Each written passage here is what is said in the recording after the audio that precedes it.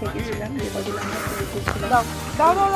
হোটেলটা খুবই সুন্দর, বাইরেটায় বাচ্চাদের জন্য গার্ডেন আছে, সুইমিং আছে, এবং হোটেলের সারাউন্ডিংসও খুব ভালো। এটা নতুন হয়েছে। তো ওভারঅল হোটেলের বাইরের লুকটা আমাকে দেখালাম, তোমরা সবাই বলতে কেমন ছিল। এই হোটেলটা তোমরা নামটা জেনে নাও, রানী রেসিডেন্সি।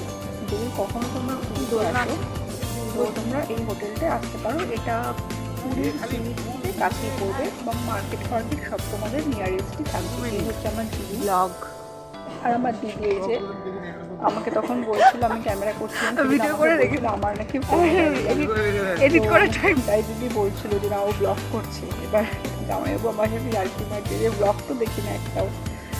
তো আমি বললাম যে হ্যাঁ ব্লগ ছাড়বো, ব্লগ আমি ভিডিও করে রেখে দিই, এডিট করার টাইম পাই না, কিন্তু তোমরা থেকে দেখতে পারো।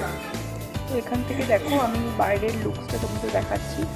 আর এখানে না ভেতরে যে রিসেপশন সেটার একটু কাজ হচ্ছিলো। এখন তোমরা আমাদের হোটেলের ভেতরে ঢুকি, আমাদের লেফট সাইডে রিসেপশনটা ছিল, কিন্তু আমরা যেদিন বেরোচ্ছি সেদিন আমার দিদি যেখানটা দাঁড়িয়ে আছে দেখো রাইট সাইডে, এখানটা রিসেপশনটা চলে এসছে, মানে কাজ হচ্ছিল তখন। হোটেলটা নতুনই, ফার্নিশড সব কিছুই। তো এই যে আমার মাম্মাম, আমার দিদির ছেলে মাম্মাম, তো ওর একটু না শরীরটা খারাপ ছিল, ওর একটু জ্বর ছিল, তো ও ঘুমিয়ে পড়েছে বেচারা, খুবই অসুস্থ হয়ে পড়েছিল। এখানে এসে জ্বর হয়ে গেছিল, তো আমরা তো চিন্তায় ছিলাম। ওর বার্থডেও ছিল 18th of February, কিন্তু সেই দিনই রাত্রেবেলায় ওর এত জ্বর উঠেছিল, মানে মারাত্মক জ্বর, 102-এর ওপর জ্বর দরকার মতো।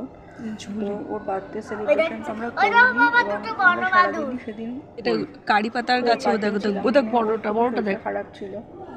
ডাক্তারকে দেখিয়ে ওষুধ এনে তারপর এখান থেকে আবার ডাক্তারকে ফোন করে সব জেনে নিয়ে কি লাগবে না লাগবে সেরকমভাবে ওকে টেক কেয়ার করা হচ্ছিল।